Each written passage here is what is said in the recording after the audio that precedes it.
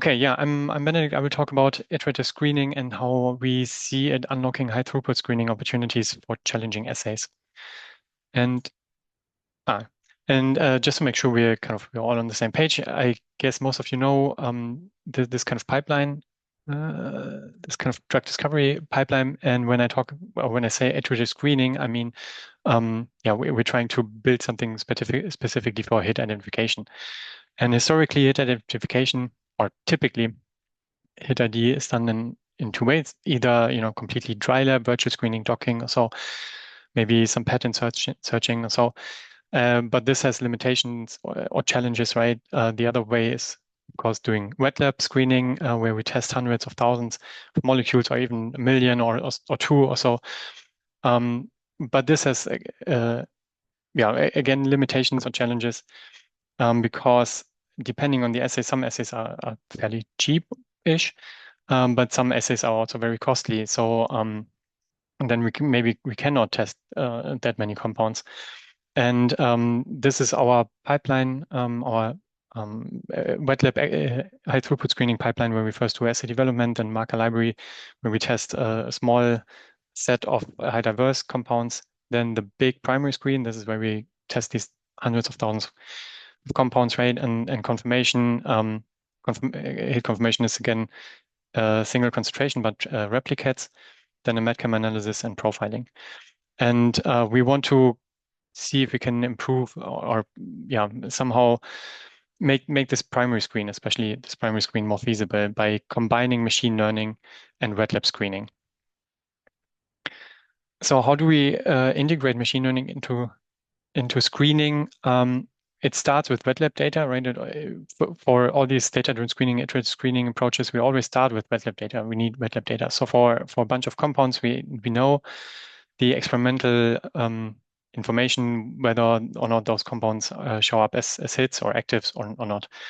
Then what we do is first we translate this not a hit information into numbers, right? And we add some features, and these features can be different of different natures. Typically, or most intuitive, I guess, is using features that somehow describe the compound's structure or molecular descriptors or so. But we can also think of using HGS fingerprints or cell painting fingerprints. And I come to this in a bit more detail later. For now, we have different sets of feature sets here. Then this is our training material or training data. We built a machine learning model or models for the different feature sets. And then we apply this model on compounds that, well, we actually can apply this on the same compounds that have been screened already to see if we can optimize the hit selections. Maybe there are some compounds that are active but seem inactive in the assay at hand. Or we can do a hit enrichment and, for example, select from the prediction probability, select the top 1,000 compounds. And then, this would, yeah, go into the wet lab again. We have the experimental information for the next batch again, and so on. This, yeah, is basically the active learning loop, right? Selecting the top 1,000 compounds or top 5,000 compounds depends on your process, or 20,000, whatever, is kind of like doing only exploitation, right? So in the future, we would also like to see how could we bring exploration in here? But for now, we've only been looking at exploitation, basically. So really taking the top N compounds. Okay, so doing this iteratively means that we don't have one big HTS block anymore, one big high throughput screening block, but we have these different batches, right? So we still start with assay development, marker library screen, then we have the HTS team forming the first marker library screen. Then I'm in the in silico R&D department, we do the compound selection, hand this over to sample management, they do the compound picking, hand this over to HTS again, and so on. So there's a lot of handovers also. So process-wise, things need to change or need to be adapted. But I hope you get the idea here. Okay, so now a little bit about the features that we're using. As I said, most intuitive is probably to characterize the compounds by their structural or molecular properties. And there are different fingerprints, right? I guess most famous or one of the most used one is the extended connectivity fingerprint with either diameter 4 or 6 or so. And we have also looked at which kind of structural molecular fingerprints or descriptors give overall the best results. And if we stick to this kind of one feature sets, then the tool is also fairly fast, or takes only a few minutes, maximum 10. But if we want to improve performance, we can also, of course, also always iteratively go through the different descriptors that exist or fingerprints and try to find those that give the best results for each new assay sense. But then, then it takes hours or maybe even a day or so, and that might be too interruptive for the screening process. So the integration is tricky.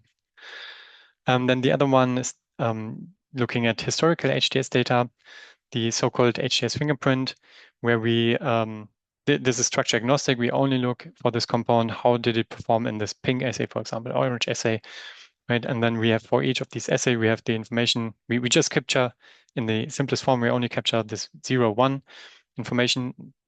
We don't store any information about the assay or the target or so. It's really just this fingerprint made up of the historic HTS data.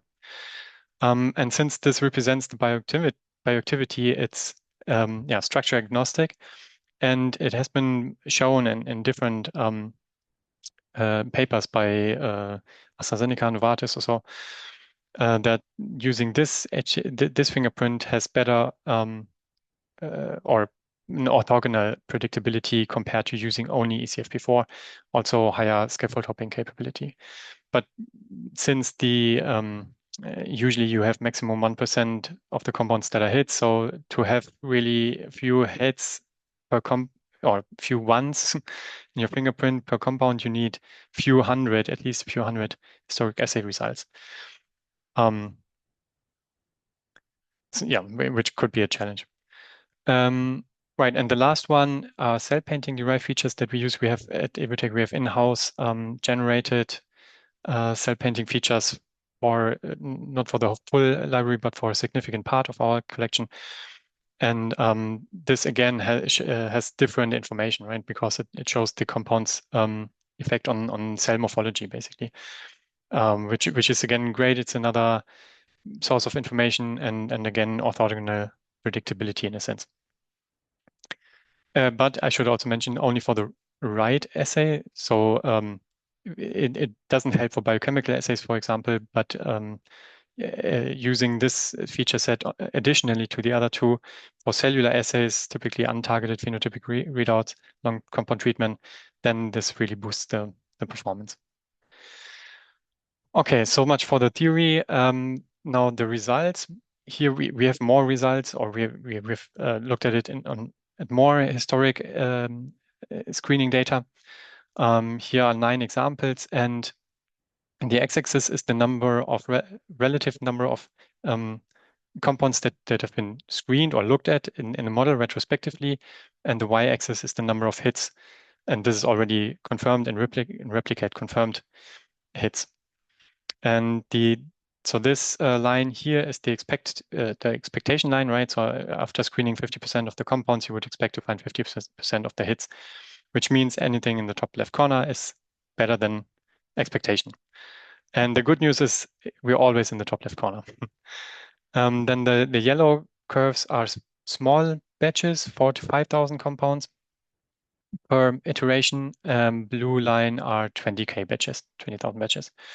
And orange are plate-based. This is a plate-based iterative screening because we all have our screening collection in plates, as many companies, I guess.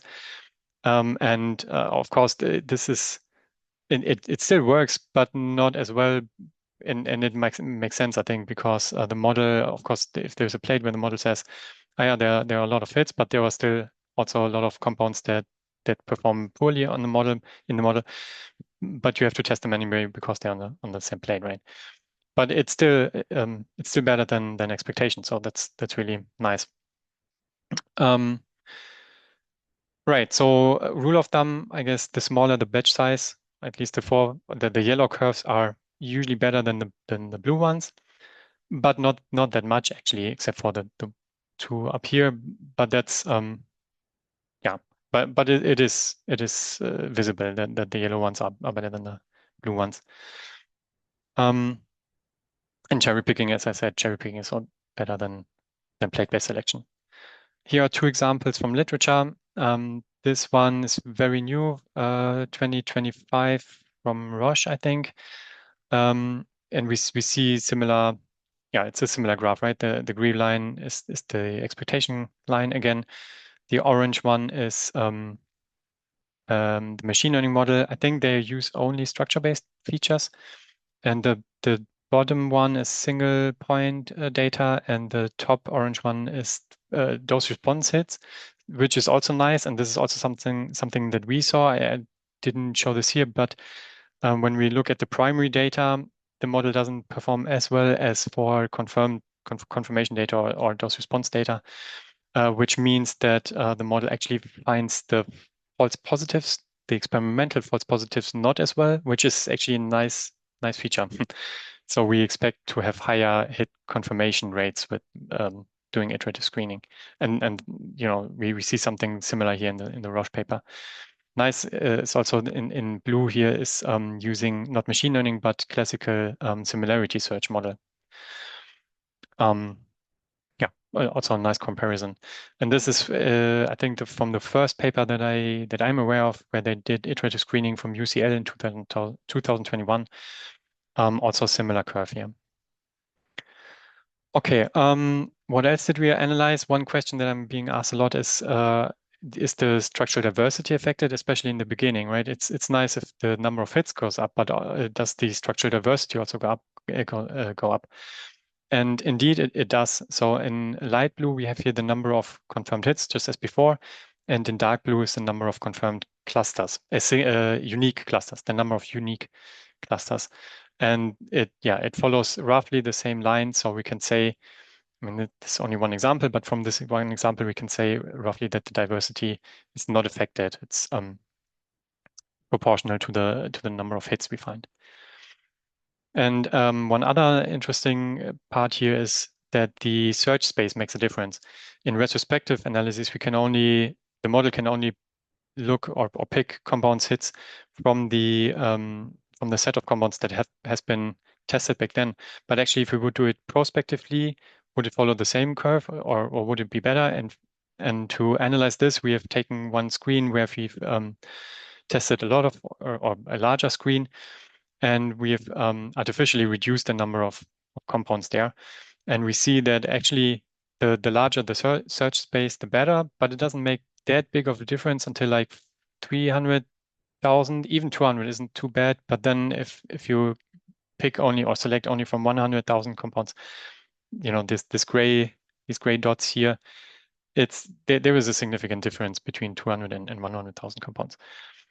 And that's not surprising. What is surprising to me is that it doesn't really make that much of a difference whether you select from 700 or from 400,000 or so.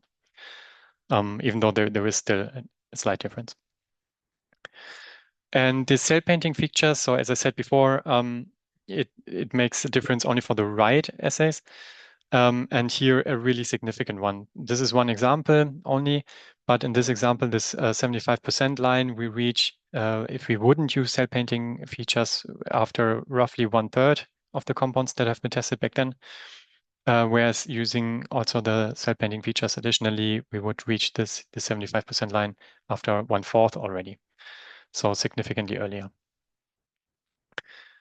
Right, and so to conclude, iterative screening, what we've seen or what we see is that iterative screening has the potential to be a new way of small molecule screening by combining physical compound screening with machine learning guided compound selection.